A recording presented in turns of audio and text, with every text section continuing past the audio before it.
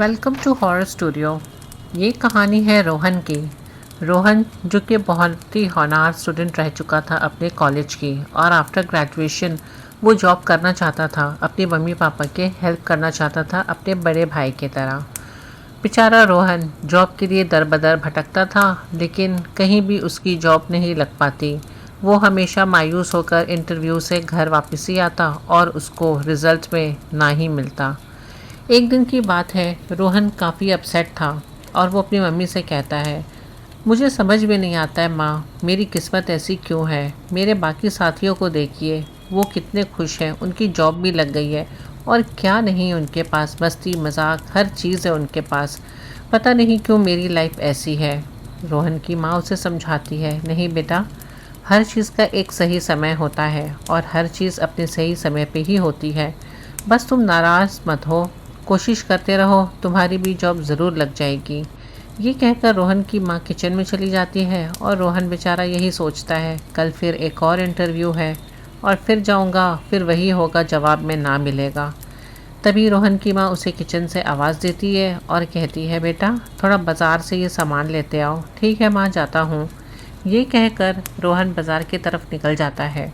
कुछ ही दूर रास्ते में रोहन के बहुत पुराने दोस्त उससे मिलते हैं। अरे रोहन, कहाँ था यार इतने दिन से, बहुत दिनों बाद देखा है तुझे। हाँ यार, बस यही हूँ, क्या चल रहा है तुम बताओ, तुम लोग तो बहुत खुश लग रहे हो। हाँ, खुश क्यों ना लगूँगा, हमारी इतनी बेहतरीन जॉब जो लग गई है। जॉब?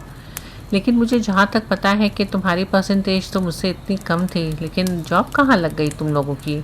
अरे यार वो सब छोड़ो, बहुत लंबी बात है, कभी फुर्सत से मिलोगा तो बताऊंगा। अरे नहीं, मुझे भी बताओ यार, अगर ऐसा कुछ है तो मुझे भी बताओ, मुझे जॉब की बहुत ज़रूरत है।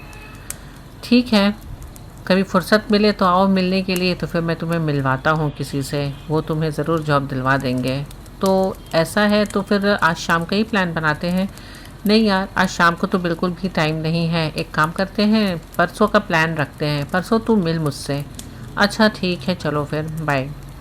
ये कहकर रोहन बाज़ार की तरफ चला जाता है और सामान लेकर घर वापस आता है। रोहन का बड़ा भाई घर पर जॉब से आ चुका होता है और वो रोहन से उसकी जॉब के बारे में ही पूछता है, क्या हुआ, क्या बना तेरा आज का इंटरव्यू का। कुछ नहीं भाई, वही जो रोज़ का होता है, हर जगह से ना ना ना, मैं तो थक गया हूँ, अब मैं सोच रहा हूँ मैं क्या करूँ। अरे कुछ नहीं यार, हो जाएगा, हर चीज़ का अपना टाइम होता है, तू टेंशन ना ले। ये कह कर के रोहन की मम्मी आवाज़ लगाती हैं और सबको रात के खाने के लिए बुलाती हैं टेबल पर। सब खाना खाते हैं, रोहन के पापा भी वहाँ बैठे रहते हैं और वो भी रोहन से वही सवाल करते हैं। इस बार जब रोहन के पापा उससे सवाल करते हैं उसकी जॉब के रिलेटेड, तो रोहन थोड़ा सा इरिटेट हो जाता है और खाना छोड़कर गुस्से से अपने कमरे में चला जाता है। क्या हो गया इसे, इसने खाना छोड़ दिया। रोहन की माँ, आप भी ना, आप कोई टाइम नहीं देखते हैं, बस आपको बस खाने के वक्त ही सवाल करना रहता है। ठीक है छोड़ो, कोई बात नहीं।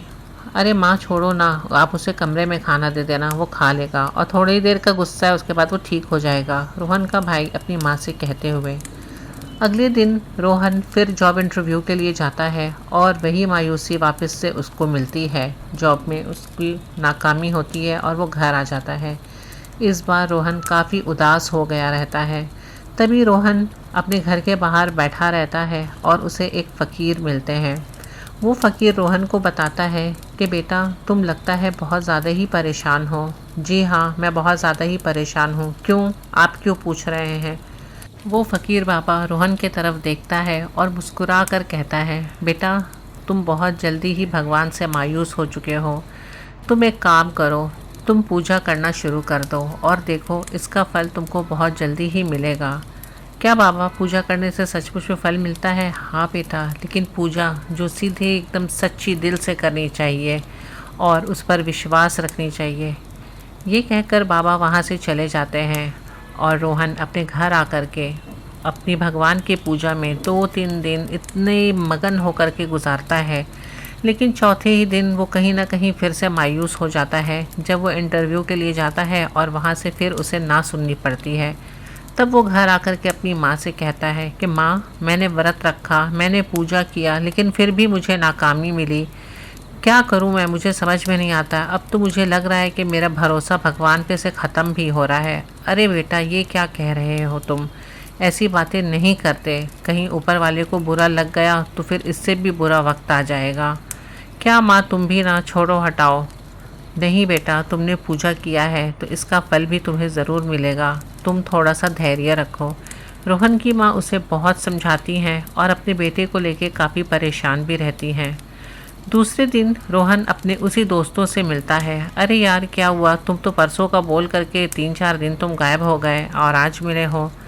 एक काम करो, तुम शाम को वो कब्रिस्तान के पीछे वाला जो मंदिर है ना, वहाँ तुम चले आना, और वो भी रात को 8 बजे के बाद। कब्रिस्तान के पीछे वाले मंदिर में? इतनी रात को मुझे क्यों बुला रहे हो? और मैं वहाँ नहीं आने वाला। अरे यार, तुम आओ तो वहाँ मैं तुम्हें किसी से मिलवाऊँगा, और मिलने के बाद तुम देखना तुम्हारी ज़िंदगी कैसे बदलेगी। ऐसा क्या है वहाँ पे? तुम आओ तो, तुम मेरी बात तो मानो। आज तुम हम लोगों को तो देख रहे हो ना, देखो फिर क्या होता है। अच्छा ठीक है, चलो मैं कोशिश करता हूँ आने का। फिर रोहन का दोस्त उसे कहता है, एक काम करना, 5 ऐसी अनाज जो तुम्हारे किचन में हो वो तुम लेते आना। 5 अनाज मतलब?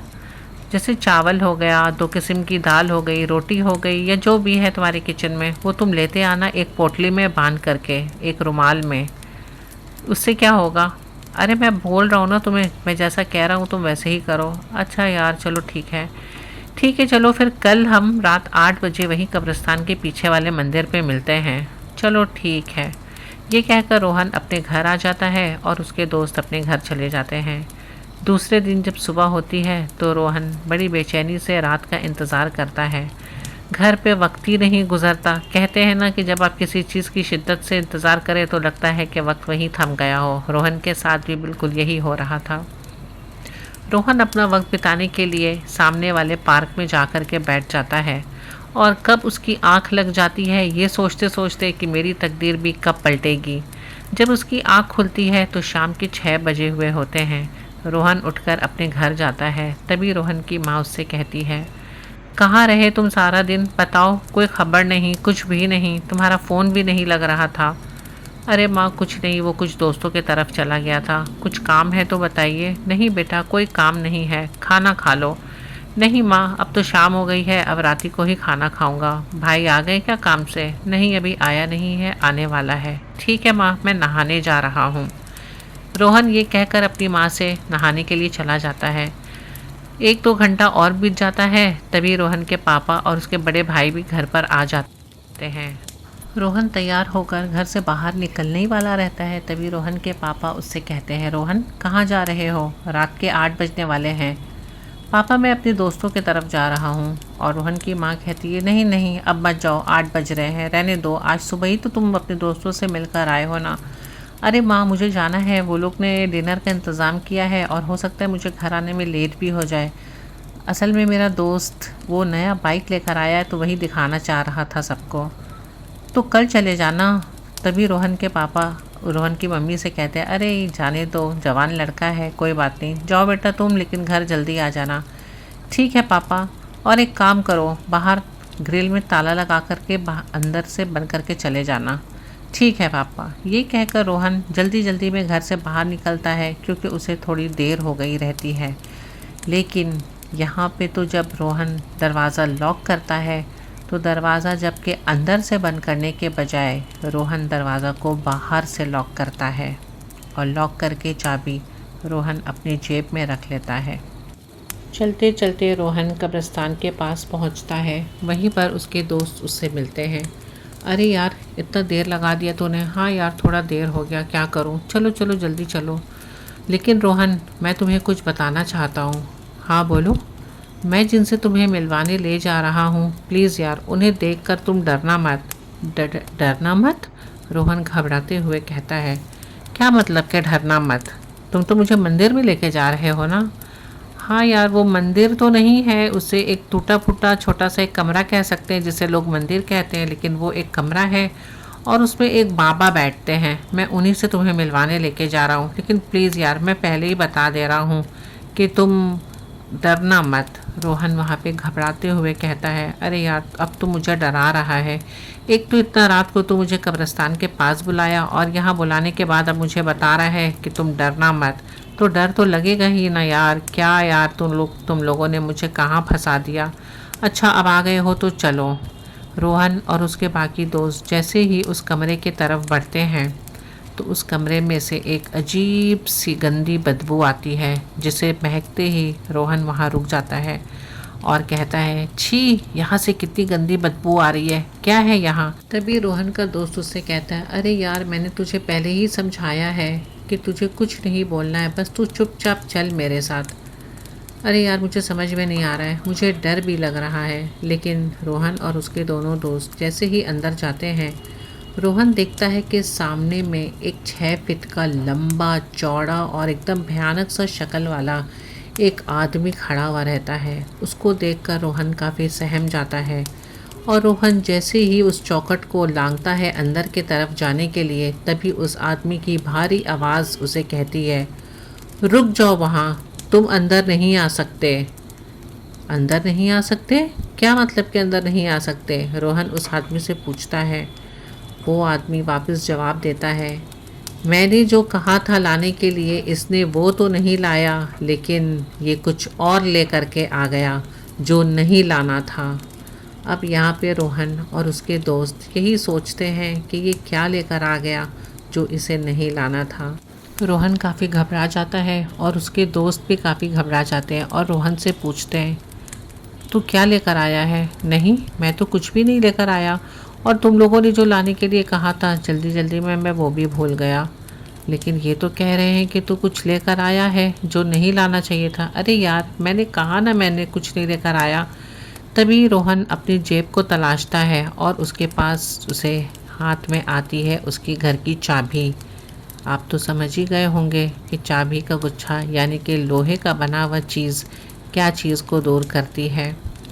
तभी वो आदमी ज़ोर से चिल्लाता है और अपना इशारा करते ही झटके से वो चाबी का गुच्छा रोहन के हाथ से बहुत दूर जा कर के गिर जाता है। रोहन गुस्सा होकर कहता है, अरे यार ये क्या हो रहा है, मेरा घर का चाबी है, इस तरीके से क्यों उठा करके फेंक दिया। गुस्से में आके रोहन वहाँ से निकल जाता है और रोहन के साथी वो भी उसके पीछे पीछे चले जाते हैं और रोहन उसे कहता है, किया तो कुछ नहीं, तुम लोगों ने फालतू का मेरा घर का चाबी तुम लोगों ने भुलवा दिया। और वो चाबी ढूंढने के लिए आगे की तरफ चला जाता है जहाँ काफ़ी अंधेरा रहता है। ढूंढते ढूंढते रोहन को आखिरकार उसकी चाबी मिल ही जाती है।